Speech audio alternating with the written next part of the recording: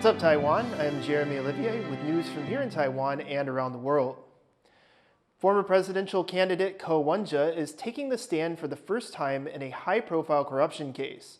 Leslie Liao reports from the Taipei District Court. Wen-je is on trial for corruption. Prosecutors say he was involved in shady dealings in a real estate development case when he was Taipei mayor, and that he misused campaign funds when he ran for president last year. Hearings have been ongoing since Thursday morning, because this is the first time Ke is taking the stand in this case, his supporters have showed up calling this trial political persecution. Ke has been held incommunicado for almost 200 days. He was in and out of the system as he fought his detention, and he was allowed to attend his father's funeral, but for the most part, he's been detained since September. On Wednesday, Taiwan's government watchdog, the Control Yuan, finished its own investigation into Ke's donation records and say he violated the Political Donations Act. The Control Yuan looked into Ke's donation records from May 2023 to February 2024 and found around 20,000 unlawful transactions. It has since fined Ke over $100,000 and seized $1.7 million in assets. In response, the Taiwan People's Party, a party that Ke founded, said that the timing of the Control Yuan's investigation findings release is a politically calculated move meant to make Ke look bad before he takes the stand. Leon Lian, Ryan Wu, and Leslie Liao in Taipei for TaiwanPlus. Taiwan's ruling Democratic Progressive Party says it will assist a mass legislator recall movement. 对人民自主发起的罢免行动，民进党一贯的立场就是完全尊重公民团体的自主性，并提供必要的协助还有资源。 Supporters of both the ruling DPP and the opposition Kuomintang have initiated campaigns to recall each other's legislators. DPP Secretary General Lin Youchang says the DPP will now offer its local branch offices to help civic groups gather signatures. He says the DPP will also recruit and train volunteers to protect people who want to sign petitions and to help publicize the recall campaigns. When asked if this meant the DPP was fully mobilizing in support of the recall movement, he had this to say. 民进党从头到尾就是站在协助跟资源的这个角度，公民团体才是主体那刚刚也特别说到，因为现在公民团体在各地碰到非常多受到干扰、刁难，这些都是一些反民主的一个状况。 As of March 13th, recall petitions against 35 KMT-affiliated lawmakers have entered the second stage. Over a dozen petitions against DPP lawmakers have yet to pass the first stage and require further documentation. Families of Taiwanese soldiers who suffered in the country's military are pushing back against President Lai Ching-te's plan to reinstate military courts. They say military personnel's rights must be protected and that an appeal commission should be reestablished. Rick Lauert reports.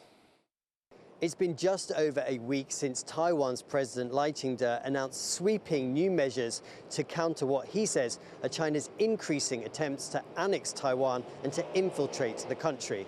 Among those, he's bringing back military courts to weed out military personnel spying for China, of which there are currently dozens of cases. But there's nervousness around courts like these. They were dismantled more than a decade ago amid public outcry over unjust verdicts, wrongful convictions, and a lack of transparency.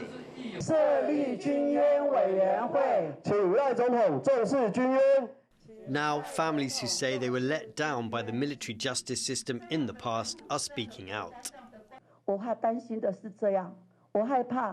穿同样的军服的人，他们会真正的审判吗？他们会真的站在公平正义的角度来审判吗？以往就是没有公平正义过，所以我还是会担心害怕。 Taiwan's Ministry of National Defense have acknowledged this lack of public trust and this checkered past. They said this will be an entirely new system that observes legal procedures and protects human rights. But the pushback here demonstrates the challenges facing Taiwan as it looks to counter increasing pressure from China while also reassuring the public that it can protect their freedom and human rights. Alex Chen and Rick Lauert in Taipei for TaiwanPlus. The Philippines has defended its decision to hand over former President Rodrigo Duterte to the International Criminal Court. responding to widespread backlash from his supporters. At a Senate hearing on Thursday, lawmakers grilled officials for more than 5 hours about Duterte's transfer to The Hague. Defense Chief Gilbert Teodoro also defended the military's role in assisting with Duterte's arrest. The former president has been charged with crimes against humanity over his deadly crackdown on drugs. His daughter, Vice President Sara Duterte, says she's looking at the limited options to bring her father back to the Philippines, but did not give details. Over 100,000 people have backed a petition to give the harshest sentences possible to child abusers who kill their victims. That's as 2 nannies go on trial for the death of an infant in their care, one in a string of abuse cases in recent years. John Van Trieste reports. A crowd of hundreds shouts in rage outside the Taipei District Court. Inside, 2 nannies are on trial for the 2023 death of baby Kai Kai, entrusted to their care, but allegedly abused to death at their hands. As reporters shout questions at the accused, the people outside are calling on the court to give the pair the heaviest sentence the law will allow. Some have come from more than an hour away just to be here. This is a case that stunned all of Taiwan. 我们原本是要送给保姆，在找保姆了。我爸妈听到就说不用，就是不敢相信保姆啦。身为一个妈妈，我真的很心动。每个孩子都是上天赐下来的宝贝，有多少人生不出小孩？有多少人渴望小孩？ This is just part of a wider reckoning with child abuse in Taiwan. Among the more extreme cases from recent years is that of a kindergarten worker found guilty last year of over 200 counts of child sexual abuse. There have been mass scares, too, with allegations preschools were drugging children, spreading panic in 2023. But the death of infant Kai Kai may be a turning point, and many feel enough is enough. 110,000 people have signed a petition to mandate harsher penalties for abusers who kill children. Life in prison without parole, or even the death penalty.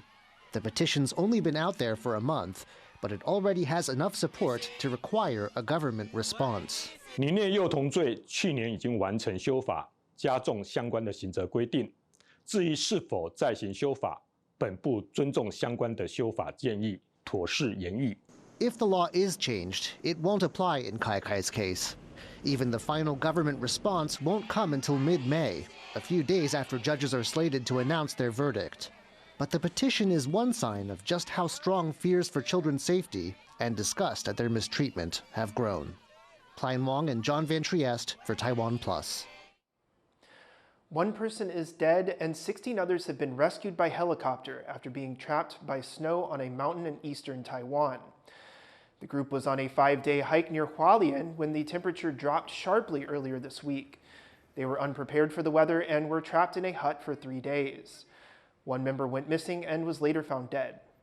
Experienced mountaineers say exposure to the cold is the cause of most mountain deaths in Taiwan. They're warning hikers to use proper gear and avoid climbing above 2,500 meters in winter. Japan is marking a subway attack that shocked the nation 3 decades ago. But as Jonathan Kaplan reports, the wounds of the past still linger in the living. Takahashi Shizue remembers the day she was told her husband Kazumasa was hospitalized. でも本当にその病院の中も大勢の人が苦しんでいて、その様子は私も見ました。大変なことが起きたんだなっていうことは分かりました。 On the morning of March 20th, 1995, members of the Aum Shinrikyo doomsday cult carried out an attack that rocked Japan and brought its sprawling capital Tokyo to a panicked standstill. Cult members boarded the Tokyo metro during rush hour, armed with sarin nerve gas, a deadly chemical weapon, releasing it on 3 of the city's busiest lines. The gas spread throughout the packed subway cars, killing 14 people, severely injuring dozens of others, and hurting thousands. The attack meant to spark an apocalyptic war. そこの包みからですね、液体の新聞紙ですから液体の染み方がちょっとどんどん広がってきて、実際床にも液体がちょっと広がってきたんですね。The cult manufactured their own sarin.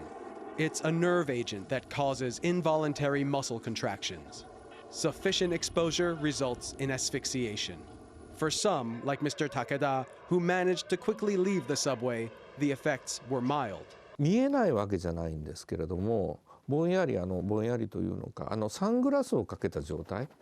Other victims, like Takahashi Kazumasa, a metro system worker who tried to clean up the spilled nerve agent, succumbed to the fumes. その制服も蘇生処置で先生がいろいろ治療に当たってくださった跡が見える制服がもうぐちゃぐちゃになっていて、口にはその管も入っていました。でもう冷たくなって亡くなっていました。At a park in Osaka, Niimi Yuki reads a letter from her deceased husband, Tomomitsu. She also recalls learning of his death. 電話でその大阪拘置所の井上さんがやられたって情報入ってきたって教えてくれて、もう絶対あかんわと思って、だから10時過ぎにスマホが鳴って大阪拘置所やって。今朝ご主人の刑を執行しましたって言われて。Yuki's husband, Niimi Tomomitsu, was one of the cult members responsible for carrying out the attack. He was executed along with 12 others, including Aum's charismatic leader Asahara Shoko, in 2018. Yuki met Tomomitsu when he was already behind bars. Their first physical contact at a morgue. そしたら棺桶に入って。で棺桶の蓋抜けてもらってもう触りましたね。初めて触れるんで触りました。She was a member of the cult's successor organization called Aleph. She says she's left the cult, but it and its executed founder Asahara still has a following. Japan's constitution guarantees religious freedom, but the scars of fanaticism still linger in Japanese society. 最後まで亡くなった方に対する謝罪とかはなかったです。後悔もなかったんですよ、あの人。もう信じた道を行った。なのでやはりカルトというのは、あるいはオウム真理教の活動というのは、地下鉄サリン事件で終わりではなくて繰り返されるものというふうに私自身はとても危機感を持っています。The echoes of the attack still haunt many who were affected by the Aum Shinrikyo cult's deadly assault. The living carrying the wounds of the past. Chris Ma and Jonathan Kaplan for TaiwanPlus. The impact of the climate crisis reached new heights last year, according to a UN report. The World Meteorological Organization's Global Climate Report shows 2024 was the warmest year on record. It was also likely the first year that the average temperature reached 1.5 degrees Celsius higher than the pre-industrial era. This is considered a red line for avoiding the worst effects of climate change.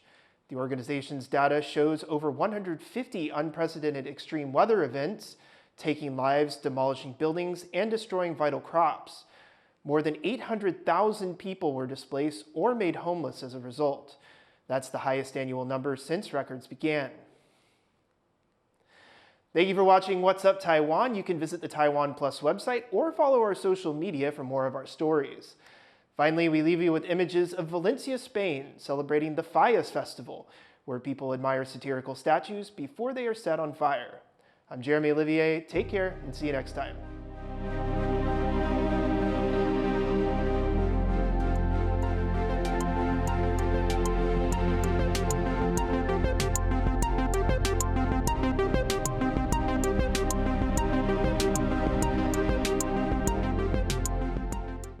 Game on Taiwan. The wait is over. Baseball returns as the CPBL kicks off its new season. The UBA and HBL basketball tournaments are heading to their epic final showdown, where the best teams fight for ultimate victory. And the excitement doesn't stop there.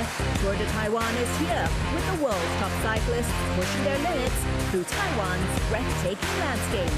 Game on Taiwan. The action starts here.